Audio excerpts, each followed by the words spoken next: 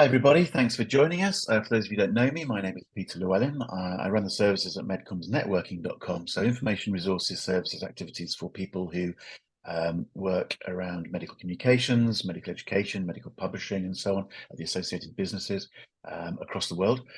We produce lots of video content. You'll find over at NetworkPharma TV, there's 500 videos or more looking at different aspects of MedComms work and the people in it. One of the important points is that we do a lot of work for people or try and provide information for people who are interested in joining MedComms, either as a medical writer, account manager, editor or whatever. You'll find lots of useful, hopefully, resources at firstmedcommsjob.com. So at the moment, I'm having a bit of fun. I'm talking to people from across the business about their personal journeys and their roles. Today, I'm joined by Erika. Erika, start off by just telling us who you are and where you are. Hi, great to be here. Thanks, Peter. And obviously, my name's Erika, and currently I work at Comradis as an account manager, and I'm based in Manchester. Excellent. Okay, so you're working at Comradis, which is part of AMICULUM. Let's just cover that one off to begin with. Just give us a little bit, paint the picture of the business that you're part of. Yeah, of course. So as you say, Comradis is an agency that is sort of part of AMICULUM, and AMICULUM is a family of 11 agencies.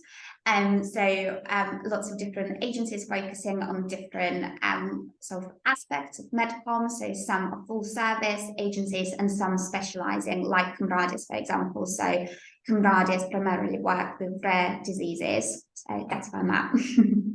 Excellent. No, that's perfect. And so just to complete that picture, AMICULUM, the bigger group across the world, offices around the world. You're quite a big independent group, aren't you? Yeah, very big and growing every year. But yeah, lots of different locations. I think we've got like US, UK, obviously, some in Asia like Singapore and stuff. So yeah, all over the world. It's great. Perfect. Okay. So look, what I'm interested in is the personal journey. Yeah. What were you doing at uni? How did you get into the business? Just start at the beginning, as it were, and talk us through that personal journey a little bit. Sure. So I did a neuroscience degree back at Cardiff University, and then I graduated in 2017. And I think not unlike many sort of science graduates, was just a little bit stuck in terms of a career. I think quite a lot of the sort of our adult life or our life during education all is aimed towards sort of graduating, and then once that happened for me, I think I just felt a bit directionless and didn't have an idea of which avenue to go down. I've always been interested in healthcare and science, obviously, but I never quite felt that, for example, doing like graduate medicine or going down the academia route were quite right for me. So yeah, as a call, I had a bit of a quarter-life crisis with trying to find what to do. So then I decided to apply to do a master's in neurophysiology at the University of Manchester. And the way the course was structured is that the last day of like the previous year is the first day of the new year. So during that, there was a bit of a meet and greet and poster presentation. And I just so happened to meet the girl who's just finished my master's. And she was really friendly, decided to give her details. So I added her on Facebook. And then within a couple of weeks, she's posted that she got this new job at a company. And I thought, literally my thought process was, well, she just graduated the same degree I'm about to do. So if she can do it, I can. So I went and Googled the company, and it just so happened to be a MedComms agency. And I sort of read the job description, description of the company, and then just instantly like my eyes lit up and I was like, wow, like this is amazing. I was a little bit still confused, I think, even though like it sounded great, I didn't fully understand what they did like on a day-to-day basis. So that's when my journey of like a rabbit hole into researching what MedComms is. I watched YouTube videos, I've Googled, went on different websites, and then towards the end of the master's decided to apply, and ended up with AMICULUM. At AMICULUM, okay, which is great. Just out of interest, you've come through the account management route. Did you consider writing versus account management or whatever? Just explain a little bit the thinking there. Yeah, no, for sure. So, yeah, there are definitely sort of like two main routes you can go down, is either commercial, so account management, or medical writing. And obviously, having a master's degree, I could have applied for either. I think it was just a bit of sort of, yeah, reading lots of job descriptions, trying to understand a little bit more, and then I suppose a bit of self-awareness of who I was and what my interests were. But I think looking back at uni, I was always somebody who sort of, I loved the planning and I loved the reading about science and stuff, but I think the write-up was always something I left to last minute. Like I wrote both of my dissertations pretty much overnight, the day before they were due. I've always did enjoy it, but yeah, I feel like I wrote best sort under deadline, and yeah, I left it till that very last minute. And where account management, I think, still allows you to read about it, to be part of it, but then not necessarily have to do the write-up. So that was literally the thinking. And I really like talking to people, and I think building relationships and stuff. So then obviously, yeah, reading the job description for account managers where you would build client relationships just appealed to me. So. Yeah, no, that makes sense. But it's interesting to hear. It's interesting to hear people's stories and how they've approached it. And as you say, account management or the writing side tends to be the two main routes. There's other routes, editing and so on, in different agencies and so on. But no, that's interesting to hear your thought process there. And just to then tease out a little bit more about the next step. So you came into AMICULUM, but you came into Delta KN, one of the agencies within the family, as it were. So just talk a little bit about Delta KN and what the work was you did there, and then we'll talk about coming into Comradis and the sort of work you do there. Does that make sense? Yeah, of course, yeah. So when I started, well, yeah, when I was applying, there was an entry-level job for account management, which again, I think as a graduate is very rare to find, where the job description literally said you do not need any previous experience, which I think was refreshing. And so Delta KN focused on sort of training and instructional design. So they sort of develop training modules that help pharma companies train up their stuff, but some of that is also external, some of like the MedEd projects. And a lot of with instructional design, there is a lot of background with sort of learning theories, which having done neuroscience, I found really appealing because the two sort of related. I did a lot of stuff like cognitive behavioral psychology at university and stuff. So that was really interesting to be able to apply some of my degree to the sort of day-to-day. So yeah, that was at Delta KN, and I was at Delta KN for just over 3 years. And then yeah, decided to make a move internally within AMICULUM to Comradis. And as I previously said, it's an agency that focuses on rare diseases. So just completely different focus. They do a lot more sort of external facing projects, so a bit more with patients and healthcare professionals. And I think I just came to a point in my career where I wanted to explore like the different side of MedComms. Okay, and that makes lots of sense. It's also worth making the point, and it does make the point, that MedComms is quite a broad church. I don't know whatever the expression is, but there's a variety of project types and solutions and services and so on and so forth. Some agencies are very full service and they do anything in any therapeutic area. Others tend to specialize a little bit more. So Delta KN is specializing a bit more on the training side.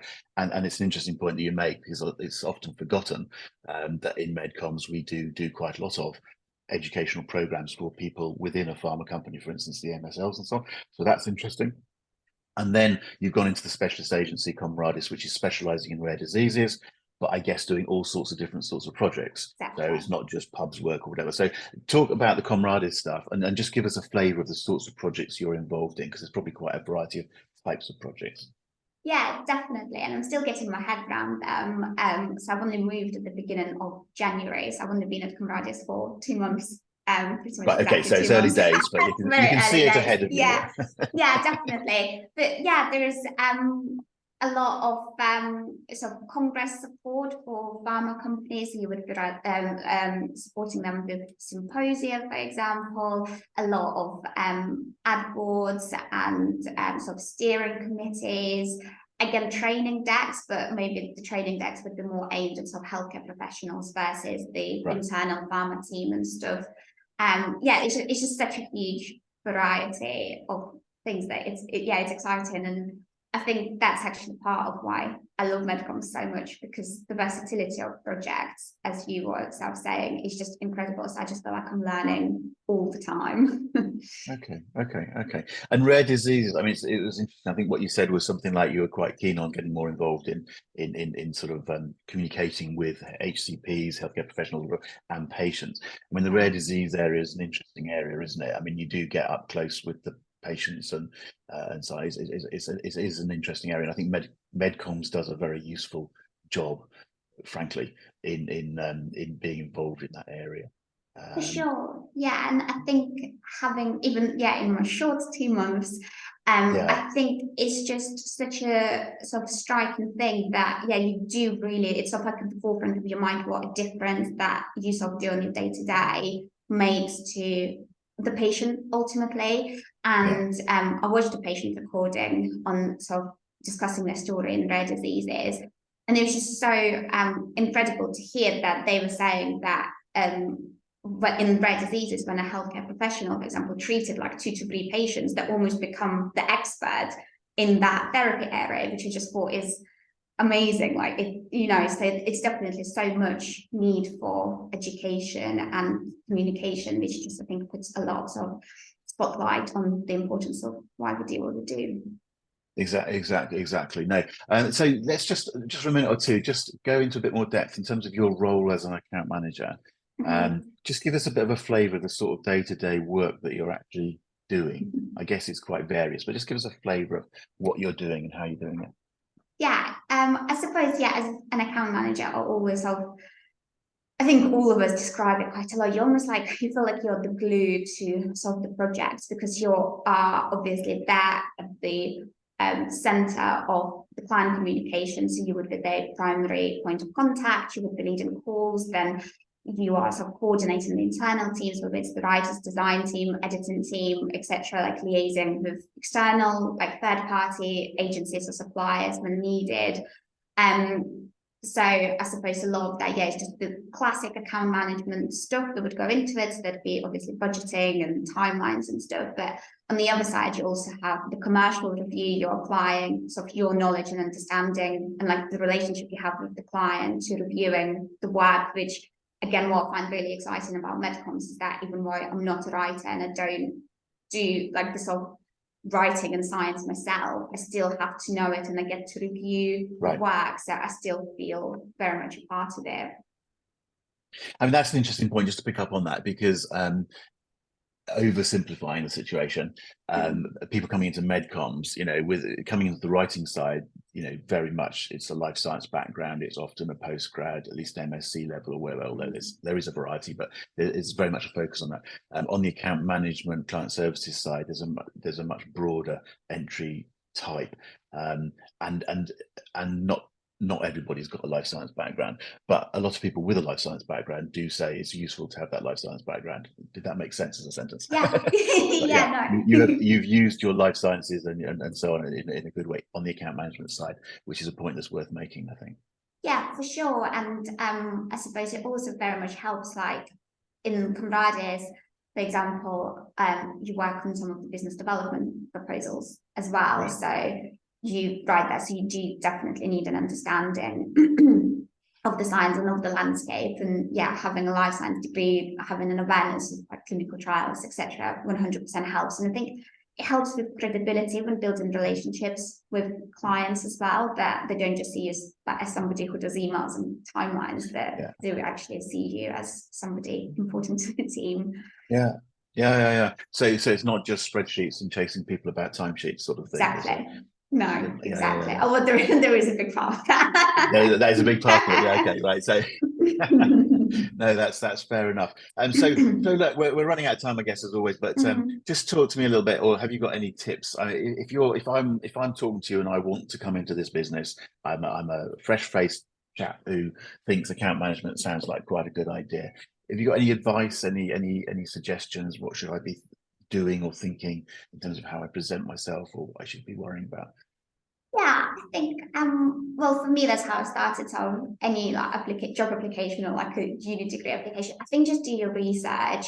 I think as I've tried to say, like it's such an exciting industry, but I think to really fully enjoy it, just make sure it's the right thing for you. Like I wouldn't say it's a 9 to 5. It's very fast paced. Right. It's varied. Right. There are a lot of deadlines, but I think I find it exhilarating. Like there's such an adrenaline rush with all of that. So I think if you're the same, then for sure, like that's the industry for you. I think honestly, I know it sounds like a cliche, but honestly, no day is the same. Even if you're doing the same project, I think it's so varied and there's just so much to learn. It's amazing. So yeah, just make sure you do your research, look into like you've got lots of resources for anybody out there. Yeah. The actual company websites obviously also have a lot of resources. Reach out to people on LinkedIn and always just have a chat to make sure this is the career for you. But yeah, I couldn't recommend it enough. I've been in here 3 years and I think obviously I've moved as well and I just think I can see a career in it. And I think, as we were saying, even if maybe like one avenue you feel like you've sort of reached the end of the road there, I think there's so many different agencies within MedComms that you can move into and start learning almost from scratch again to keep challenging yourself.